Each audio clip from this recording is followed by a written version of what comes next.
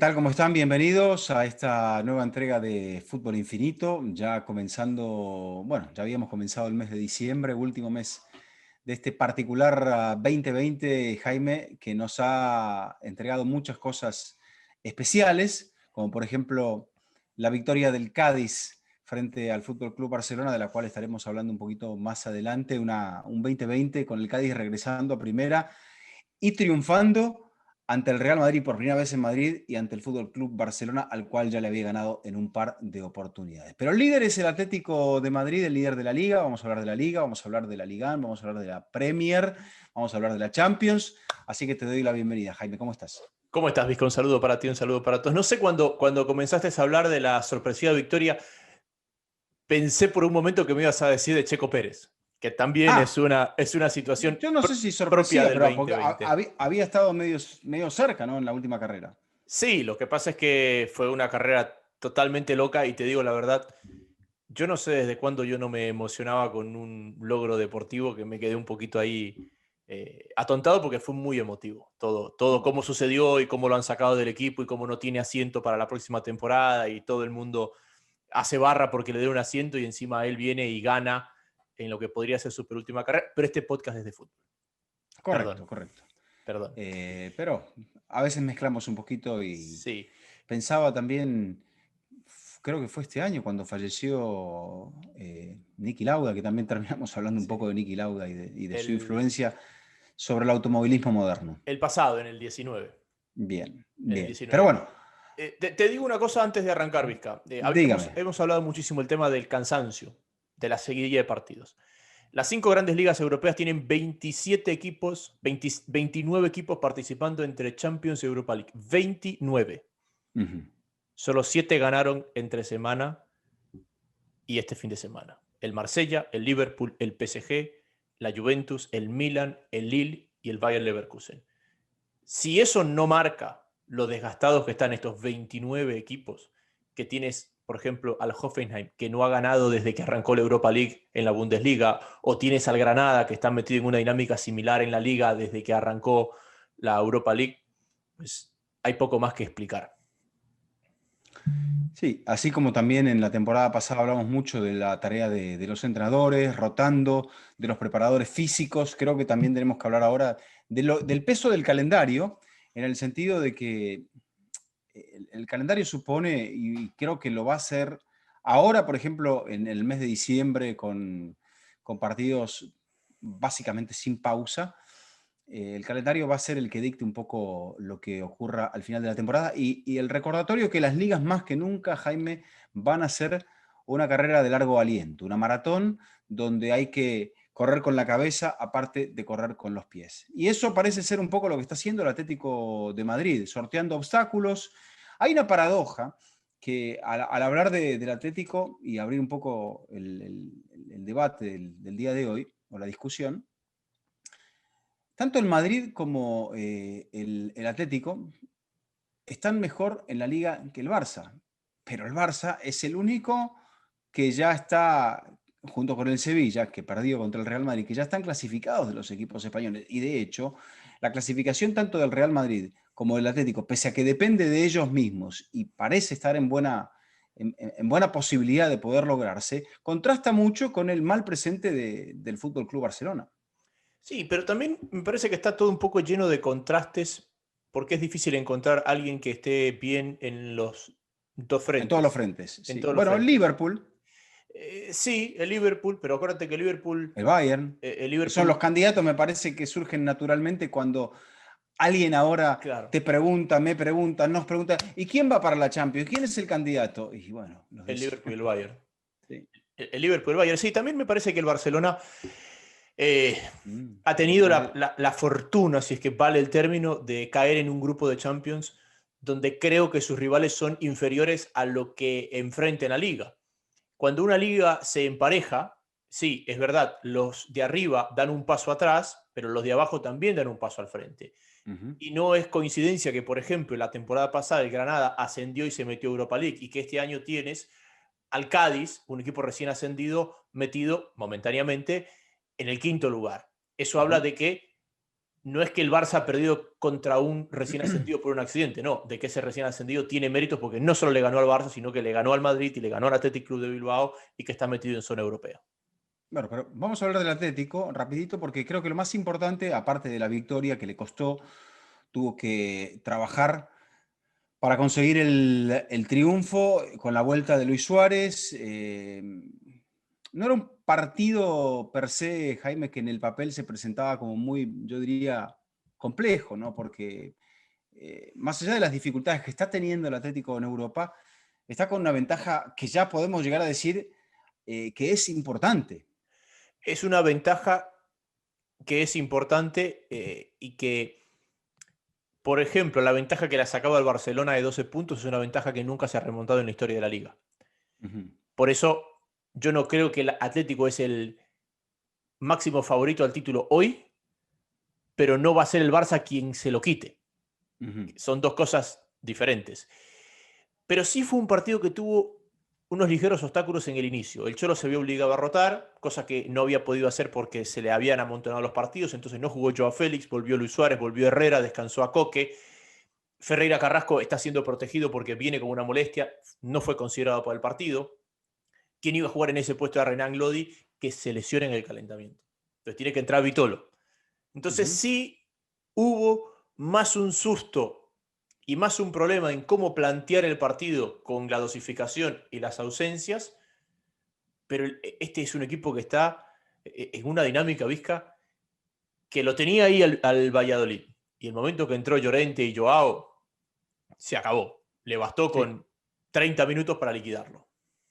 Sí, contundencia también con un jugador que ha respaldado bastante Simeone y que uno siempre pensaba, Lemar es una pieza que puede negociar bien porque tiene mucho margen de mejora, pero el Cholo lo ha sostenido y a la larga es como que le termina pagando, ¿no? Porque Lemar marca el primer gol, es un jugador que se puede desempeñar, primero tiene mucha habilidad, se puede desempeñar en diversas posiciones del ataque y y creo que ahí es donde el Cholo un poco encuentra, eh, me parece en este partido, ante un equipo que no está pasando por un buen momento, porque el Valladolid está penúltimo en la liga, ha ganado solamente 2 partidos y ha puntuado en otros 4 empates. Entonces, era la carta sencillo quizás, o en el papel sencillo, pero luego al Atlético sabemos muy bien, Jaime, que estos equipos que se le tiran atrás, que le cierran los espacios, que lo obligan a ampliar la cancha,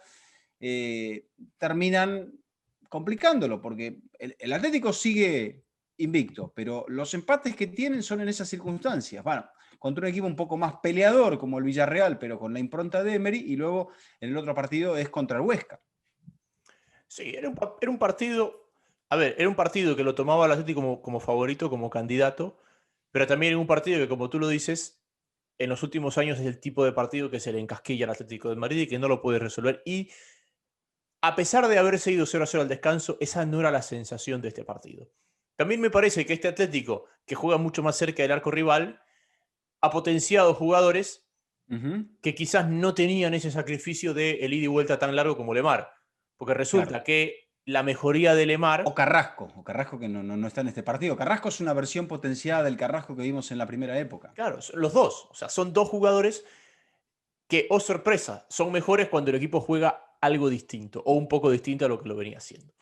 Otro punto también es la transformación de Marcos Llorente, que hace un golazo en la acción del segundo. Y Llorente era un mediocentro y de repente el Cholo lo ha convertido en una segunda punta Raúl o García. o en un extremo. Y pensaba en 2 futbolistas, en Raúl García y otro que también jugó para el Club Atlético Osasuna, que era extremo, Juan Fran izquierdo a Torres. veces, exactamente. Y Juanfran que terminó siendo un lateral derecho, te diré, irreemplazable e histórico para el Sí. Atlético de Madrid. Y Raúl también terminó jugando, luego en el Atlético lo profundizó un poquito más, terminó jugando de media punta. El año pasado peleó por ser el Zarra, por ser goleador Ujú. español con el Athletic Sí. Club de Bilbao. Pero me parece que eso con el Atlético, creo que fue un partido de esos 3 puntos que estás obligado a sumar, que los sumas cuando el equipo viene en dinámica positiva que le permitió dosificar. Fue un partido completo, porque el Cholo le permitió cumplir con la planificación de dosificar, le permitió sacar los puntos adelante sin que se le encasquille y el equipo tenga que sobreexigirse y mantener esa dinámica de cara a lo que será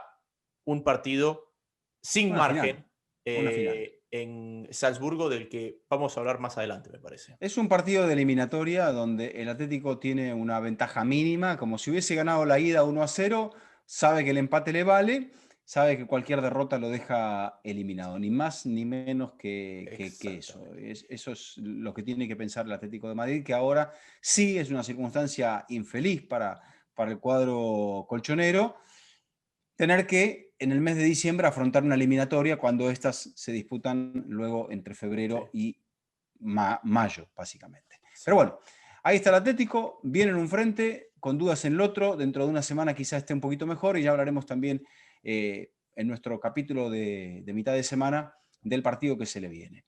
Pero el que sí pudo rotar y el que sí está tranquilo en el otro frente, decíamos, es el Barça, Jaime. Y el Barça se encuentra con uno de esos equipos, como por ejemplo el Getafe, que le ha sacado puntos, o a la vez, y una vez más, los de Koeman vuelven a fracasar, con muchos errores defensivos y ofensivos. A mí me gusta ponderar las virtudes del ganador antes que cuestionar las deficiencias del Sí, perdedor, sí. porque No, muchas no, de esas... las virtudes del ganador, digamos,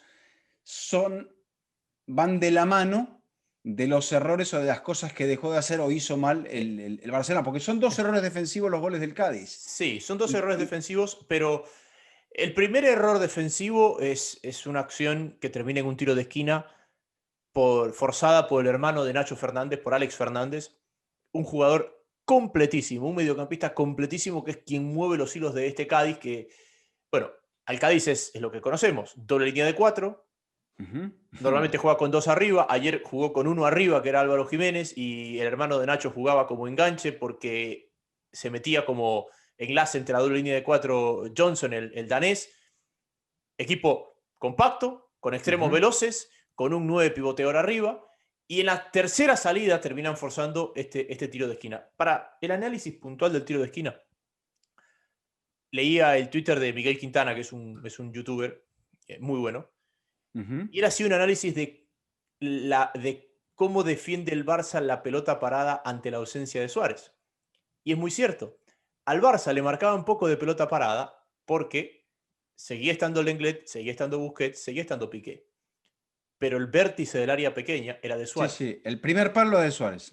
Hoy el primer palo es de Griezmann. Y por un tema básicamente de estatura, Griezmann Y va de a perder más que presencia. lo que va a ganar. Y de presencia. Exacto. Y al Barça le han hecho. El gol del Sevilla se lo hacen así, se la ganan al primer palo y al segundo entra. El penal del Clásico es algo parecido, porque fue un tiro libre, no un tiro de esquina. Y ayer le pasa exactamente lo mismo. Fali le gana a Griezmann, bien ganado, y después Mingueza, que tú me dirás si es Mingueza o Minguella. No, Mingueza, Mingueza. Es No, Mingueza. Minguella. En una pelea con... Minguella es el agente, no. Veterano agente.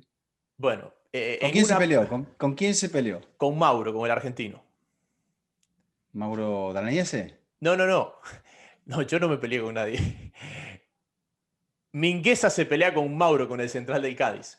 Ah. Y en este forcejeo cae sentado de nalga Mingueza y cuando se levanta se encuentra con la pelota que le caía en la cabeza, que no sabía dónde estaba y la deposita contra su propio arco. O sea, son errores que no te pueden pasar. Que no puedes correr.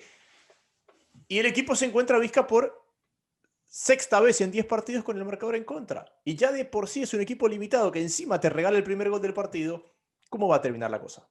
Sí, complejo.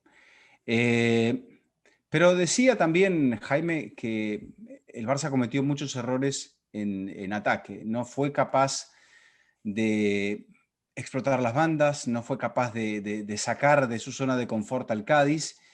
Y luego, claro, queda muy expuesto y sobre todo en los últimos minutos quedó terriblemente expuesto a que el Cádiz le metiera el tercero. Entonces, parece ser como que, y esta ya mi reflexión, más allá de considerar que pese a que el segundo gol es también otro error bastante grave de concepto de cómo ejecutar un saque de banda, de cómo estaba planificada la jugada, la recepción del Lenglet ante el pique muy alto del balón, la presión del Cádiz para tratar de forzar ese error, porque es una presión muy, muy importante de Negredo, que vio que ahí podía sacar algo, pero a mí me preocupa, o sea, del Barcelona lo veo y digo, caramba, este equipo,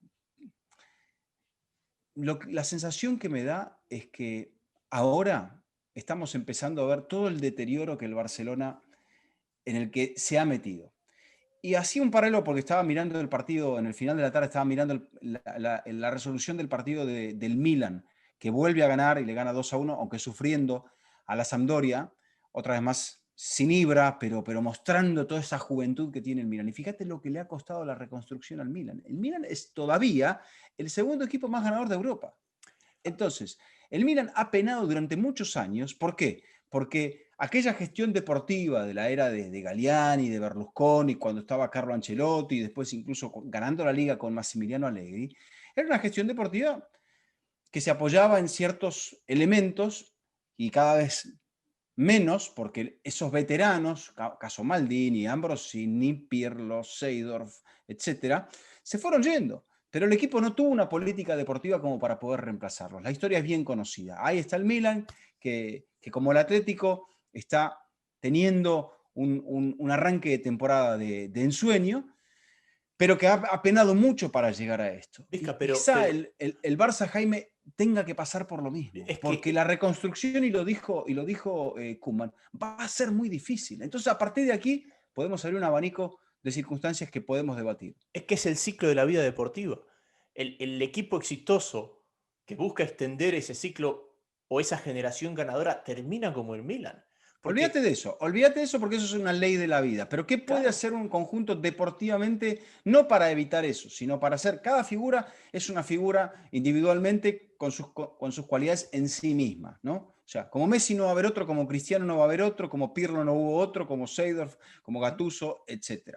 Pero si uno trabaja sistemáticamente, puede pensar en cómo encontrar la forma de atajar ese momento, de ese huracán que se te viene. ¿Qué hacemos nosotros cuando se nos viene un huracán? Tomamos precauciones. Entonces, da la sensación de que el Milan no tomó esas precauciones y así le fue. Y que el Barça no tomó esas precauciones y así le está yendo. Cuarta victoria en el campeonato, una diferencia, o sea, una cosecha de puntos. Para encontrarse una semejante hay que remontarse a la temporada 87-88 dirigida por Luis Aragonés, antes de que regresara Johan Cruyff, en este caso como entrenador. Entonces, son muchos años, Jaime. Creo que es el año que habías nacido, o sea que imagínate. sí, son muchos años, pero a ver, no hay que apuntar. Quizás el Barça se metió en un lío más grande que el resto, pero tú mira, por ejemplo, los últimos campeones de Europa. ¿Cuánto le tomó a Liverpool volver? Uf, El 30 años United, ganar la liga y después de que había llegado a la final de 15 años, 2007, sí, 14 años. 14 años. El Chelsea, nadie sabe si volverá. El Arsenal, Está de nadie sabe vuelta el si... Chelsea, está de vuelta. No, pero no pelearte la Champions mano a mano. Ojalá y esté. Y por eso tiene tanto mérito el Bayern, porque yo creo que el Bayern es el que más rápido tuvo Ha esa... regenerado. Bueno, ha pero porque regenerado. hay un trabajo de dirigencia, luego de dirección deportiva y finalmente de cantera. Entonces, todo eso Claro. está previsto, Y si porque te de vas repente, más allá, entre el Milan de Arrigo Sacchi y el Milan de Carleto, ¿cuánto pasó? Y al Madrid, ¿cuántos años penó por ganar la décima también? bueno, pero el Milan llega creo que a la final con el Ajax en el 95 y luego regresa a una final en el 2003. Pasaron 8 años, no fue tanto. Sí, es verdad. O sea, sí, hubo un declive, pero, por ejemplo, después de Capello vino Sacchi y después allí entró la zona tumultuosa. Gana una liga en la 98-99 con Alberto Zaccheroni y luego se mantuvo. Y luego ya pega esa explosión en, si no me equivoco, 2003, que ya era un equipo, nuevamente, sobre todo cuando llega Kaká, ya estaba Shevchenko. Nunca compró mal aquel Milan, nunca. El Milan de Berlusconi nunca compró mal. Y el Barça de Bartomeu tenía dinero, Jaime, y compró todo mal. Hizo todo mal. Y encima de todo se ha desprendido de un 9 que necesita el equipo, que necesita Messi y que ahora está tratando de ver si puede reflotarlo en la figura de Braithwaite. Está muy distante de Suárez. ¿Qué puedo cuestionar del planteamiento inicial de Koeman? Y quizás soy injusto porque lo hago con el periódico de ayer, porque no lo hice en el inicio de la transmisión, y si no lo hice en el inicio de la transmisión es porque no lo veía del todo mal. Que no tuvo un extremo, que no jugó ni Trincao ni Dembélé de inicio, y que los tres medios que jugaban atrás de Braithwaite, Messi, Griezmann y Coutinho, Y Coutinho. terminaban cayendo a una zona común. Todo por el centro. Todo por el Todo por el centro. centro. Él quiere desequilibrar por fuera, y por fuera siempre le hicieron 2 contra 1 a Alba y a Dest. Ahora bien, me parece que él corrige, porque al medio tiempo sale Coutinho, entra Dembélé, porque le quiere dar amplitud al equipo. Y ojo, hay un momento, Vizca, al inicio de la segunda parte, que conversando con Diego en la transmisión, yo le digo, si el Cádiz aguanta esto, es heroico, porque el Barça se le vino encima, y ahí es cuando crece la figura de Ledesma. Claro. Y entra el empate. Claro, entra el empate, eres un equipo plagado de jóvenes en fase 1 de construcción, que no te sobra nada, y regalas ese gol ahí atrás. Es muy difícil. No tienes margen. No, fíjate que le pasó contra el Alavés y el Barça creo que terminó con 10 el Alavés, si no me equivoco, sí. y sin embargo le pudo sacar el empate en Mendizorroza. No podemos hacer una adivinanza o o jugar aquí al tarot, pero sí podemos proyectar qué va a ocurrir con el Barça. Y yo creo que lo más importante para el Barça es que su gente entienda que está sí o sí. Fíjate que como Simeone lo vivió la temporada pasada, dijo, esto es transición. Y acá hay que repetir la palabra transición. Transición y reconstrucción. Entonces, yo me pregunto si valía la pena desprenderse de Suárez y no ponerlo con las barbas en remojo, decirle, mira Luis, no va a venir Koeman, acá va a jugar bajo Koeman el que tenga que jugar. Y si no, va a jugar Braithwaite o si no, va a jugar Griezmann de punta, pero vas a tener una oportunidad y vas a tener que sacrificarte. Me parece que el final de la era Bartomeu fue realmente poco claro.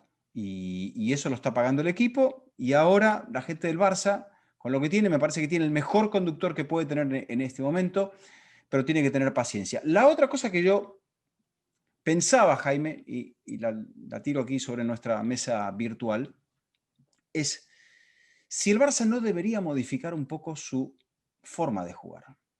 Llámese, cuando uno arriesga tanto con este juego de posesión y de presión y nunca revienta un pelotazo y siempre tiene la necesidad de autoimponerse, jugar, no digo bien, porque eso es muy subjetivo, pero sí jugar muy prolijo, muy al estilo del Barça, pero claro, ya no tenés ni a Iniesta, ni a Xavi, Busquets ya no es el mismo, por supuesto no está Neymar, no está Dani Alves, o sea, enumeramos todo lo que le falta y creo que seguiríamos mañana todo esto.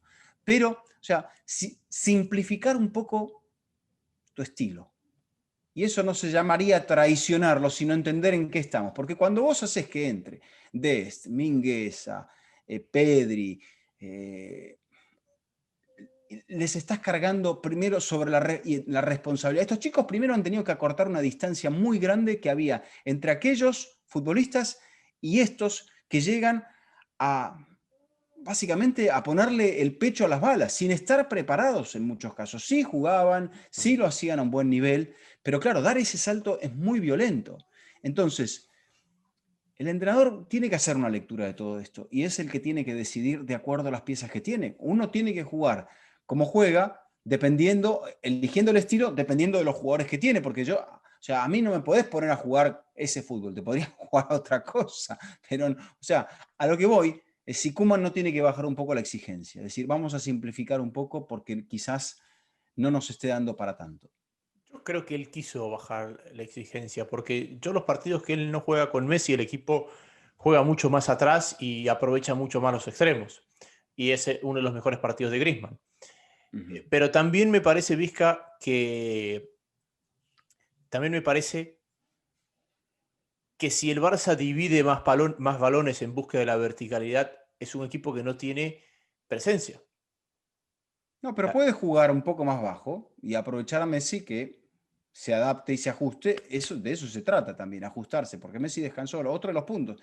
¿Cómo puede ser que el equipo empeore, teniendo rivales de fuste también en Europa, empeore jugando contra el Cádiz? Con todo respeto para el Cádiz, sabemos que el Cádiz viene de ascender, le costó muchísimo ascender al Cádiz. Tiene un entrenador modesto que plantea un fútbol honesto. Vistoso.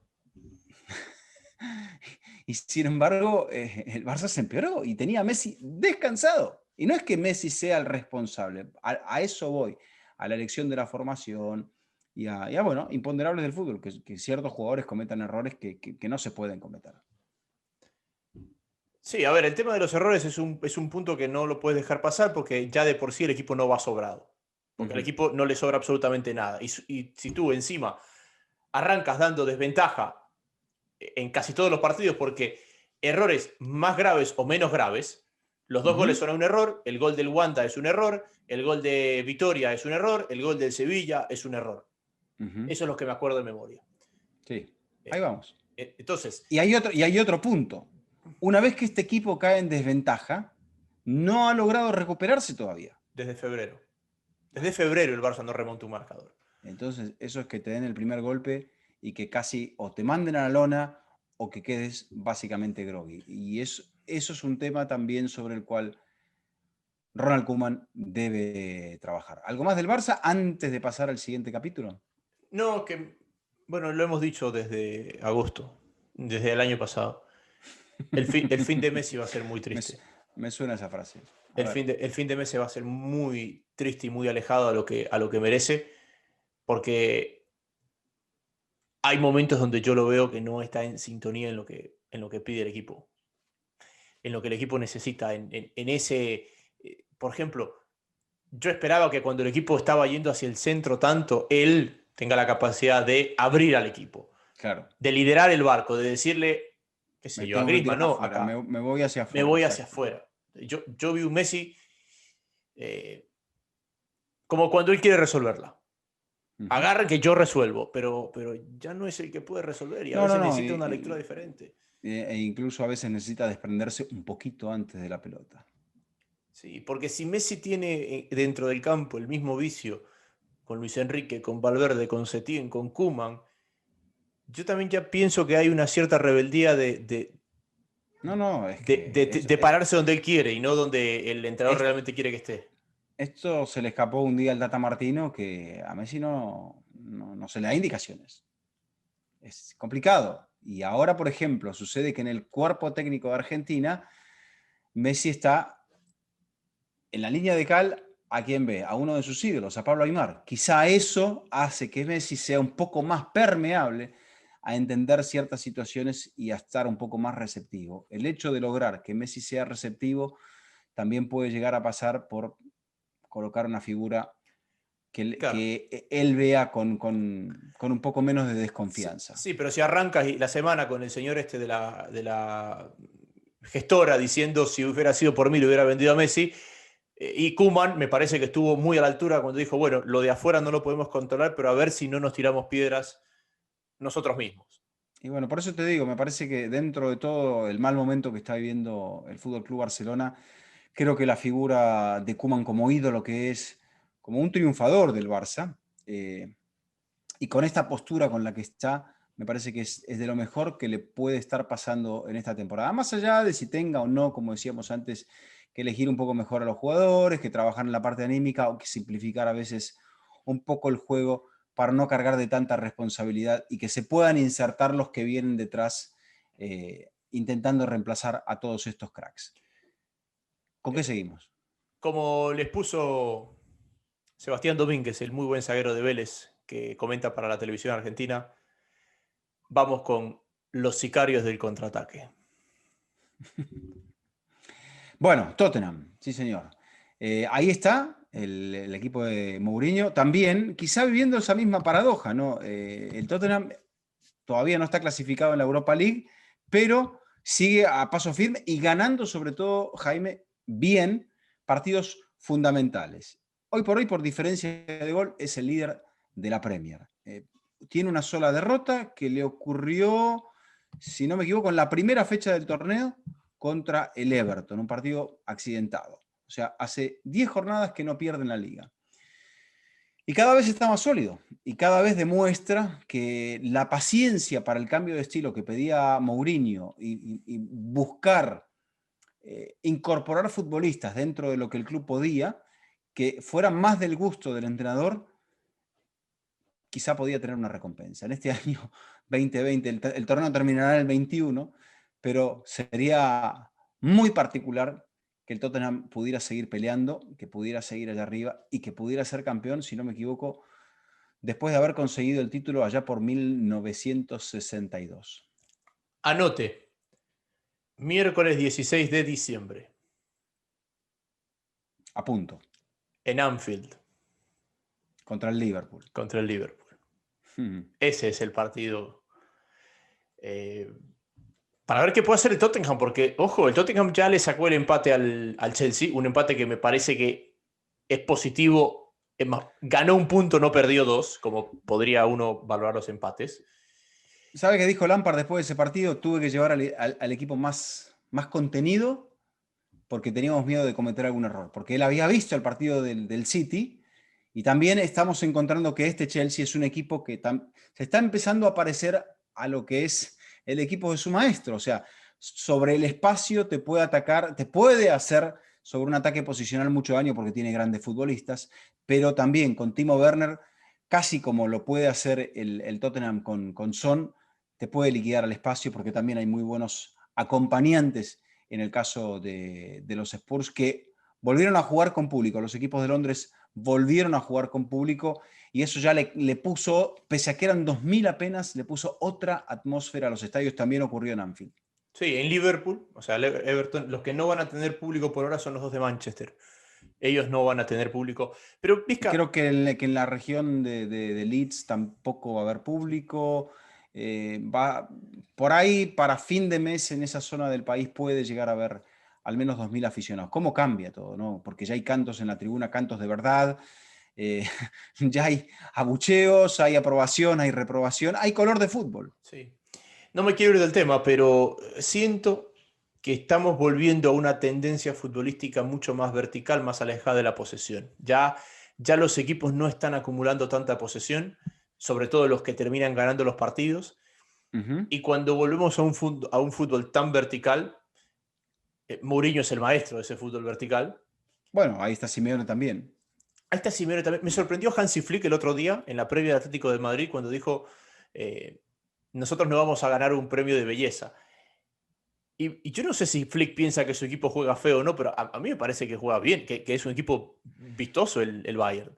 Sí, pero también sabe adaptarse muy bien a las circunstancias de los rivales y ahí está la gran virtud de Flick. Entonces, él, por ejemplo, entendía, y lo puso en práctica en la final de la Champions, entendía la presión del Paris Saint-Germain, entendía muchas cosas y entendía que de esa presión, ¿cómo se salía?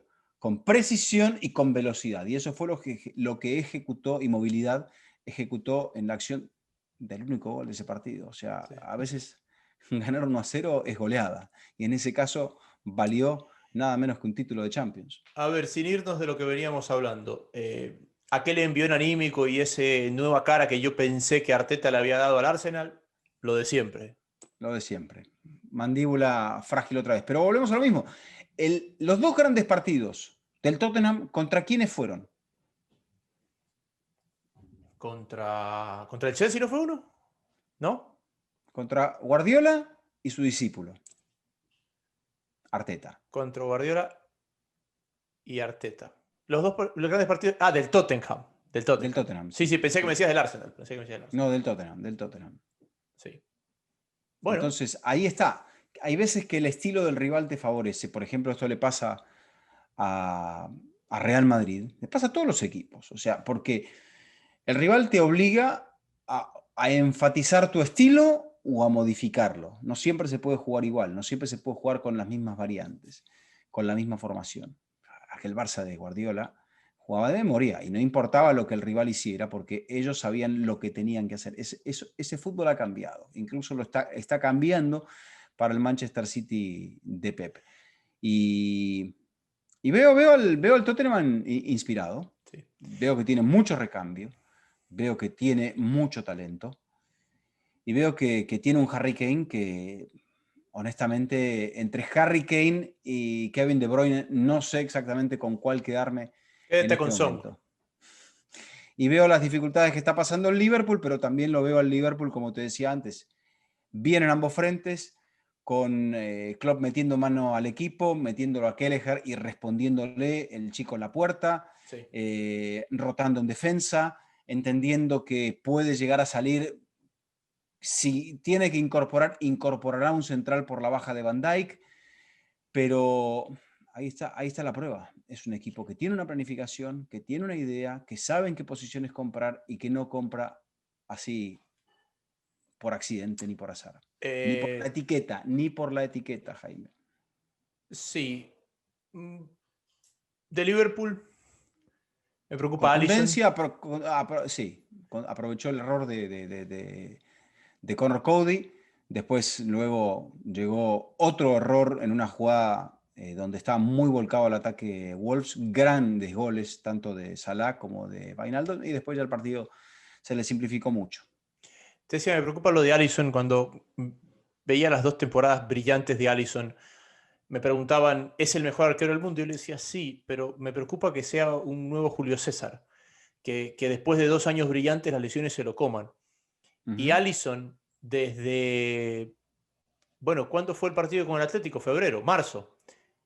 Desde Marzo. marzo del año pasado para acá, si Alisson ha Sí, atajado 20 partidos es mucho, Vizca. ha faltado muchos partidos. Esto es verdad. Y también pensaba lo mismo. Si de repente la gente, el cuerpo técnico de Klopp no tendría que pensar, o sea, si este es el arquero de garantías para la suplencia, porque Adrián ya ha perdido el puesto, o qué necesita más. ¿Necesita un arquero o necesita un central en estos momentos? En Sevilla estaban un poco nerviosos porque aquellos 70 millones por Koundé que el City no estaba dispuesto a pagar, pues en esta situación extrema el Liverpool podría estar dispuesto a pagarlo. Acuérdate que Van Dijk llegó en un mercado de invierno. Ujú. Los 80 de Van Dijk fueron en una ventana de invierno. Así que el Liverpool, Y que Van Dijk ya es un futbolista que supera los 30 años, sí. Jaime. Entonces, después de esta lesión, cuesta volver uno y después cuesta volver cuando uno ya ha superado los 30. Y acá en Koundé hay un punto ideal. No sé cuáles serán los metrics que está manejando el cuerpo técnico de Klopp, pero hay juventud y me parece hay juventud. Hay muchas características que hay que tener en esa posición que reúne Koundé. Sí. Bueno, eso con la Premier. Sí, Eh, creo que, bueno, uno mira la tabla hoy, top 6 y ya es una tabla coherente. Tottenham, Liverpool, Chelsea, Leicester, United y City. Con United y City con un partido menos. sí, es una tabla coherente. Se desplomó el Everton, Se cosa desplomó el Everton. que se veía venir, pero no pensé que iba a ser tan profundo. Tan dramático y tan pronto, Los correcto. 4 de 4 no eran reales, pero ¿cuántos no ha ganado los últimos 5? Tampoco era real eso. Sí, creo que ha ganado uno de los últimos 6 partidos. Ganado. Sí, le ganó al Fulham, al Sí, colista. sí. En los últimos 5 partidos ganó, 6 partidos ganó uno. Sí, le ganó al colista. Así que Ujú. ojo por ese lado. Eso con la Premier. Sí. Liga Francesa. Ujú. Hubo un partidazo, que era el partido entre Lille y el Mónaco, los dos equipos en mejor estado de forma. Es muy bueno lo que ha hecho Kovac con el Mónaco. A Kovac le va mal en el Bayern, me parece, porque se lo come el vestuario, no porque sus ideas no calaban, porque ya había hecho un buen trabajo con el Eintracht de Frankfurt. Eh, Le había costado tener a los dos delanteros disponibles, a Ben Yedder, que es uno de los goleadores, a Bolan, el que llegó del Leverkusen, y ahora se acoplan muy bien, Pizca. Y no pudo ganar en Lille, porque el Lille es eso, es uno de los equipos que te digo que ganó los 6 puntos esta semana, es un equipo de autor, es un equipo muy bien trabajado por Gartier, que puede soñar con el título si es que el PSG sigue con Bueno, esta inconsistencia. al Milan en un partido le pintó la cara y en el otro lo puso a sudar tinta, ¿eh? Sí, tiene a Bamba y a Ikoné que los recuperó, que fueron parte del equipo del subcampeonato. Yilmaz, que era un fichaje que uno dice, bueno, ¿y este veterano que llega del fútbol turco qué va a hacer? Bueno, es un pivote que acompaña a Davis al canadiense, que no me parece que es tan talentoso como Gimen, pero tampoco está tan lejos, que le termina resolviendo y se reencontró con la victoria este fin de semana, se metió en la pelea por la parte alta, es escolta del PSG, al igual que el Olympique de Lyon, 2 puntos detrás del PSG, 2 puntos menos, sí. que ganó el PSG, pero con un equipo plagado de suplentes pensando Ujú. en el partido que tiene. Con el Montpellier, ¿te acuerdas que la semana pasada te decía, al Montpellier hay que esperarlo, porque está ahí arriba, pero no se ha cruzado todavía con los pesos pesados. Y bueno, se cruzó con un peso pesado en casa, Andy Delort dio positivo por COVID, por eso se perdió el partido. Pero bueno, ahí está. Me parece que el Montpellier está un poco más atrás de los otros que realmente están peleando por el título. Sí, también lo que decías dentro de lo del París, mucha rotación, jugaron de los más importantes, bueno, Keylor, Herrera, Rafinha, Di María, Ken, o sea, el equipo rota mucho y también, bueno, el punto del Lyon, buena victoria contra el Metz, el Lyon que no está jugando en Europa tiene la gran oportunidad de volver a pelear mucho más arriba, sobre todo, Jaime, entendiendo a lo que jugaba en la temporada pasada Rudy García e intentando seguir potenciando esa línea. Sí, además, Vizca, hablabas, no me acuerdo qué equipo decías, pero no ficha mal. Bueno, el Lyon no ficha mal. Uh -huh. Fichó a Bruno Guimaraes del Paranaense, es el Sí. dueño de esa mitad de campo. Lo Uh trajo a -huh. Lucas Paquetá del A Milan, Paquetá. Uh -huh. Lo trajo de también. Silio, de Italia. Aguar encontró una cierta estabilidad y ese medio campo controla los partidos. Se estabilizó Claro, Depay. aparte, el entrenador también tiene la versatilidad, ahora que no lo tiene a Marsal, salió de la línea de 3, en este último partido jugó con línea de 4, o sea, se quedó con Depay Sí, se quedó con y Depay ya concentrado, porque Depay estaba como, bueno, ¿y qué pasa estaba con la conmigo? cabeza pensando que se lo podían llevar, sí. Y hay un chico zimbabuense, Kadawere, que juega Uh de -huh. extremo alrededor de Depay, que es muy bueno, es muy parecido a Toko Ekambi, que son los dos que lo acompañan a Depay, que pueden los tres jugar en cualquiera de las tres posiciones del ataque. Y el Lyon está ahí, y la próxima jornada va al Parque de los Príncipes, que no es poca cosa. No, no. No, y aparte, bueno, veremos también cuál es el ánimo del París después de lo que ocurra a mitad de semana. Entendiendo que es alto después de la victoria frente al Manchester United de visitante, que cierra de local y sabedor también de que el empate le alcanza. Vamos con el Real Madrid, que nos hemos olvidado antes de entrar de lleno con lo que será esta definición de Champions. ¿Te parece? Vamos con el Madrid, ¿cómo no? ¿Por dónde comenzamos? Victoria, bueno, vamos a hablar de lo que ocurrió en la cancha. Victoria con un partido que sonaba a casi última llamada. Dentro de lo futbolístico, un equipo, si se quiere, un poco más atrevido desde la formación, sin rotar mucho en defensa, sí, un poco más adelante, jugando con unas ciertas variantes con lo que había sido el partido de la derrota de Kiev, porque me parece que eso es lo que lo descentró. Bueno, el equipo ya venía descentrado. La derrota frente a la vez, la derrota a mitad de semana, donde no pudo gestar ni gestionar bien el partido. Y en este encuentro el Madrid tenía una prueba brava. O sea, ¿el Sevilla le hace algún favor el Sevilla con este equipo rotado o fue todo mérito del Madrid? Creo que fue mérito en parte de Zidane. Ahora te explico por qué. Te hago una pregunta. Uh Hemos -huh. hablado mucho del tema físico. ¿A ti te Sí, parece a una ver. coincidencia que los mejores partidos del Madrid esta temporada han sido ante equipos que están en el mismo punto de desgaste físico? El Inter, el Barça, el Sevilla, el Villarreal. Porque son los partidos en los que el equipo mejor ha lucido y son equipos que están en ese mismo punto de seguidilla de partidos, desgaste del final de la temporada pasada? Yo veo dos teorías. Una puede llegar a ser el punto físico, la otra es el estilo del rival. Yo creo que al Madrid le acomoda mucho más cuando el equipo rival intenta proponer un poco, arriesgar con la pelota, tratar de ser dinámico en ataque. El Madrid ante esto recula, cierra líneas, juega concreto y generalmente en esos partidos dispone de Vinicius, por ejemplo, que podemos seguir hablando de Vinicius, que Vinicius no concreta, etcétera, pero me parece que es un jugador importante en esa faceta. Cuando el Madrid intenta aprovechar deficiencias del rival, teniendo mucho campo para atacar, es allí donde el Madrid saca su mejor versión. Y por eso yo creo que hoy ayer se lo gana Zidane. Porque si bien vuelve al 4-3-3 con la incorporación de Casemiro, el equipo fue muy distinto, porque este era un equipo que venía teniendo mucha posesión, presionando hacia adelante, ahogando al rival contra su campo, utilizaba a los extremos como apoyos y el caudal de juego te lo daban los medios asociados con Mariano o con Benzema. Ayer el equipo fue un bloque mucho más bajo, que tuvo a Kroos como lanzador, que tuvo a los dos brasileños como piezas importantes en el juego para romper al espacio, y así le hizo daño al Sevilla.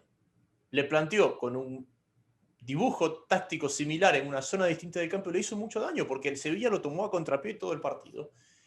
Y Lopetegui realmente no da con la tecla porque Lopetegui se encuentra con que le están desbordando y pasa un 4-4-2 para el segundo tiempo. Después se pone en desventaja y vuelve al 4-3-3. Ocampo jugó en 3 posiciones diferentes. Joan Jordán jugó en 3 posiciones diferentes. Nunca encontró desde la pizarra cómo neutralizar a un Madrid que lo esperaba. Porque no te voy a decir que el Madrid lo pasó. No, el Madrid lo esperaba y lo contraatacaba. Y Lopetegui nunca entendió cómo minimizar ese daño.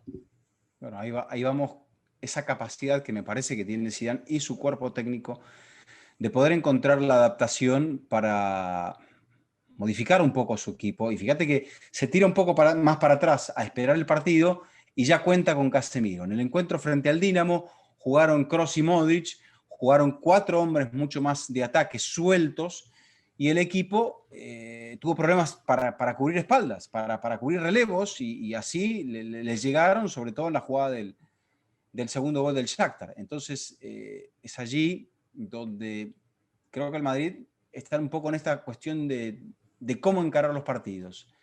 Contra el Barça esperó, buscó su oportunidad, agazapado, sigue siendo un equipo oportunista, sigue siendo un equipo que saca mucho provecho de los detalles, pero que sigue sin encontrar ese juego vistoso para poder abrir una defensa. Es que no lo va a encontrar porque me parece que no tiene la calidad para... Es que para abrir una defensa cerrada es difícil para Vinicius, es difícil para quien juegue del otro lado, que puede llegar a ser Asensio, puede llegar a ser Rodrigo, pero son todos jugadores más para, hasta el propio Benzema, Jaime, para encontrar espacios y sobre todo teniendo un lanzador como es Kroos. Y sin tener las bandas de defensa tan buenas como las tenía en la época buena de Carvajal y en la época de Marcelo, al Madrid se le complica. Y obviamente sin Ramos, ¿no? Ayer hizo algo muy interesante, como los medios no estuvieron como llegadores, sino como lanzadores. Había momentos donde si tú veías la foto parecía que hacía 3 atrás. Parecía, porque nunca lo hizo, pero los dejaba a Mendy y a Lucas a la misma altura y se quedaba Casemiro. Entonces Casemiro no tenía esa vertical tan peligrosa acompañando a Benzema porque Zidane entendió que el partido era por fuera. Había que ir por afuera, exacto. Había que ir por afuera. Esa es la capacidad de adaptación de un entrenador, porque también es eso, no a todos, hoy por hoy, no hay tanta superioridad con tanto desgaste y con tantos partidos de tu estilo y de tu equipo sobre el rival, y hay que a veces adaptar y buscar la forma y la formación.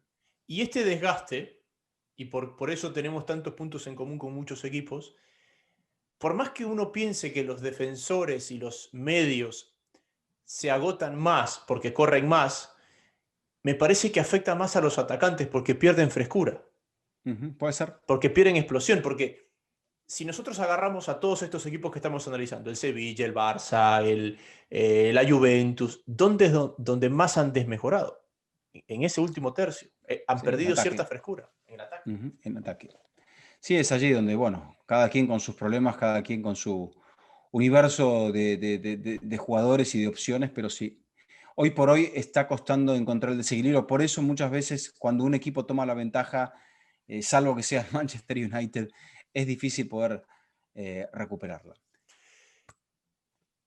Abrimos el capítulo final, que es el de la Champions, y a ver, hay varias finales por allí. ¿Cuál es tu pálpito? ¿Cuál es mi pálpito? ¿De qué equipos van a clasificar o dónde están los partidos más difíciles? No, ¿dónde están los partidos más difíciles? Son 3 el martes, 4 el miércoles. Bueno, Lazio Brujas define un cupo. A ver, ¿tu pálpito es? Yo creo que pasa la Lazio. Sí. La Lazio tiene que no perder en Roma frente a los Brujas. Correcto. O sea, es como haber jugar una eliminatoria habiendo sacado el resultado de visitante. Sí. Y sabes que con el empate estás clasificado. París tiene que ganarle al Istanbul Başakşehir, que ya está eliminado. Un equipo que ha podido hacer daño en otros partidos. Lo tuvo contra las cuerdas al Leipzig, incluso remontando una desventaja importante de 3-1, con muy pocos minutos por jugarse, pero yo creo que debería ser un trámite relativamente sencillo para el cuadro parisino, que depende de sí mismo, como también depende de sí mismo, aunque juegue de visitante, el Manchester United. El United, al igual que el Atlético de Madrid, necesita un empate fuera. Y los dos juegan contra equipos, tanto el Atlético como el United, contra equipos de la misma casa matriz. Yo digo que pasa el París y que pasa el United. Y pasa el United porque el París le gana el desempate a los dos. Y el United... El desempate a los dos sería en caso de 2 empates. No, pero el París le gana, o sea... Claro, exacto. No, el París no... exacto, tienes razón. El único triple empate que hay, o sea, y la única igualdad sería en un triple empate para el París. Claro. Salvo que sea ganando y que otro de los equipos gane y que ahí eso definiría solamente la primera posición. Exacto. Ganador entra. Entonces tu pálpito es que se queda el Red Bull de Leipzig, que se ha comido en 5 días 6 goles, porque ganó 4-3 en Istambul, y porque el fin de semana empató 3-3 con el Bayern. Eso apretó mucho la tabla de posiciones, donde Leverkusen, que es uno de los invictos de Europa, se metió a 2 puntos.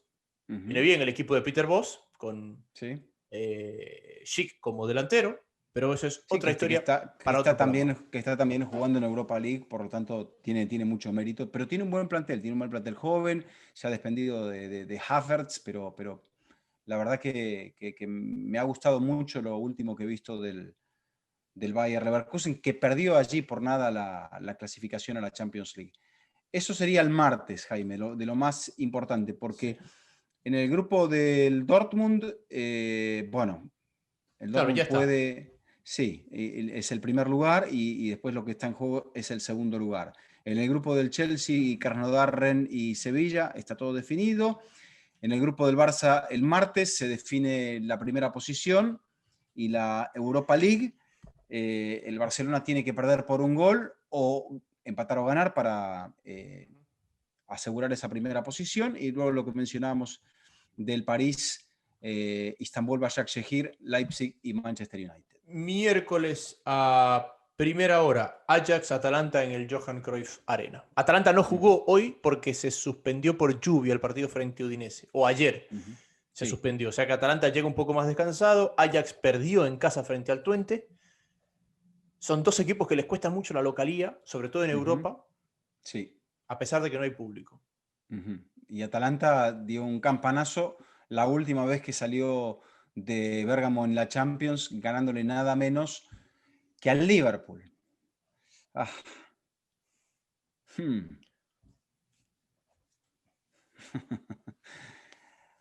Honestamente, yo creería que pasa el Ajax, pero tengo el pálpito de que Atalanta la puede complicar la cosa. ¿Lo que quieres o lo que crees? No tengo una preferencia del corazón, pero tengo el pálpito ese del Ajax, pero creo que va a ser Atalanta. Hasta O ahora el sea, único que me contradigo, perdón. Hasta ahora el único que tenemos adentro que no es de las 5 grandes ligas es el Porto, que dejó fuera al Marsella. Es correcto, sí, señor. El año pasado Podría, tuvimos podría meterse el pleno. Ajax, podría meterse el Salzburg, o sea, Sí, podría meterse el Shakhtar. sí. Entonces, podríamos tener un abanico allí de outsiders importante. No, es que el año pasado fue pleno. Los 16 de las 5 grandes ligas se metieron a los octavos de final. Salzburgo Atlético de Madrid. Bueno, entonces concluimos que para vos es Atalanta y yo digo Ajax. Sí, pero yo digo por llevarte la contraria, Vale, no porque perfecto. piense que estás equivocado al 100%. Salzburg Atlético de Madrid. eh, Creo que los del Cholo van a pasar. Me parece que el estilo del Fútbol Club Salzburg o Red Bull Salzburg se adapta a este equipo de Simeone, que está acostumbrado a sufrir, que probablemente sufra, pero que creo que va a pasar. El empate pasa al Atlético.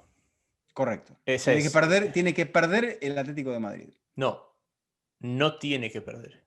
O Va sea, a tiene pasar. que perder para quedar eliminado. Claro, tiene que perder para quedar eliminado. El Atlético de Madrid. Ujú.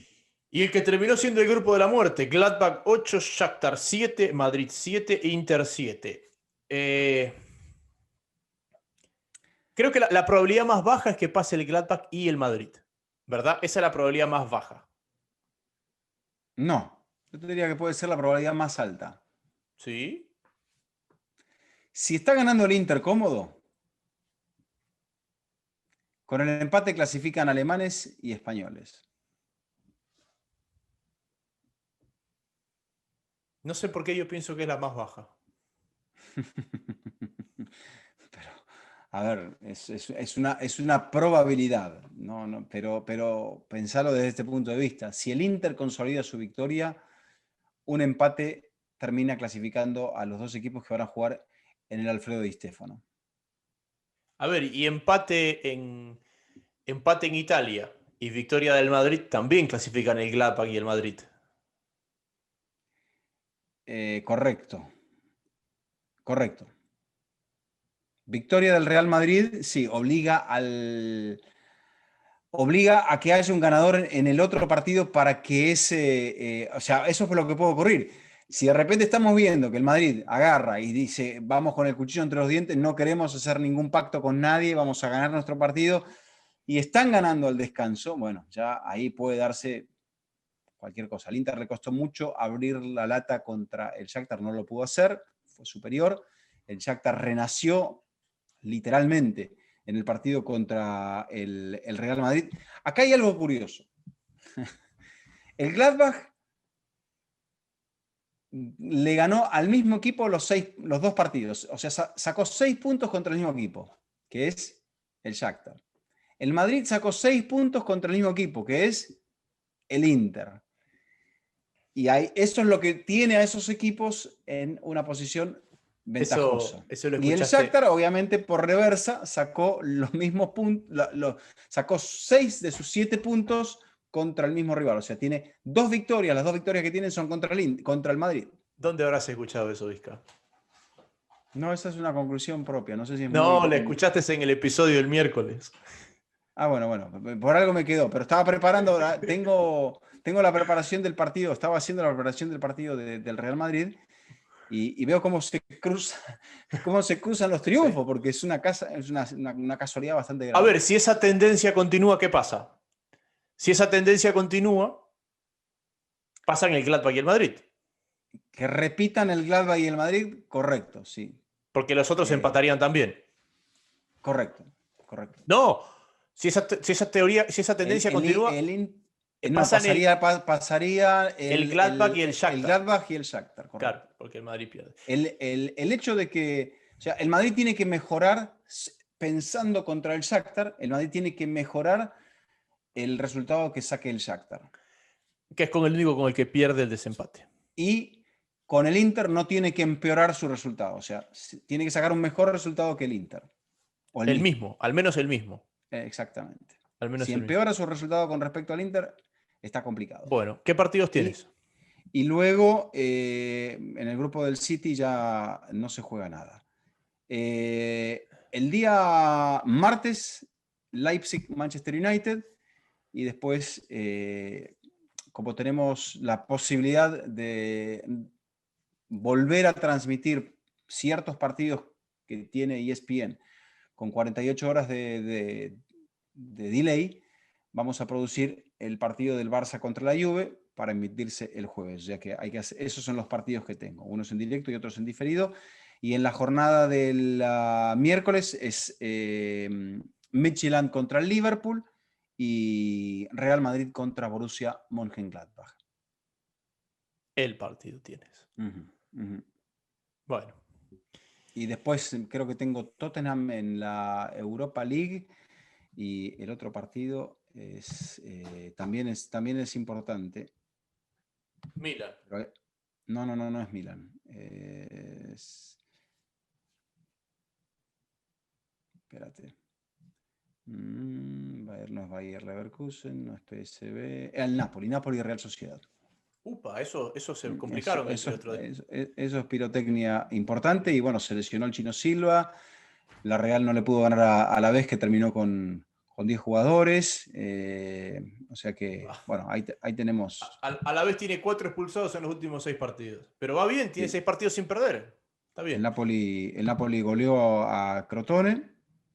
El Napoli, bueno, salvo el empate contra Z que le costó y lo trabajó muy bien, en los últimos partidos es una maquinita el equipo de Gattuso. En los últimos 3 partidos de la Serie A, vaya en 0 y 10 goles a favor. El otro día incluso contra la Z detuvo un penal su amigo Ospina. Lo vi. Palo, mano y palo, y afuera. Mano y palo. Muy bien detenido, ¿eh? Bueno, nos vamos. Nos reencontramos el miércoles. ¿Estuvimos bien de tiempo? Sí, le parece. Creo que sí, 1 hora me parece. Perfecto. A que no se enoje. No hay que aburrir a la gente, no hay que abusar de la gente. La gente tiene cosas que hacer, Jaime. Esto ha sido Fútbol Infinito. Ya de por sí no se escuchan, así que imagínense. Sí, ya con eso es suficiente. Aparte que fuimos hablando de una cantidad de cosas que no tienen sentido. Pero bueno, esto ha sido Fútbol Infinito. Nos reencontramos ya con los 16 clasificados a los octavos de final de la Champions el próximo día miércoles. Vizca, ha sido un gusto como siempre. Igualmente. Hasta la próxima.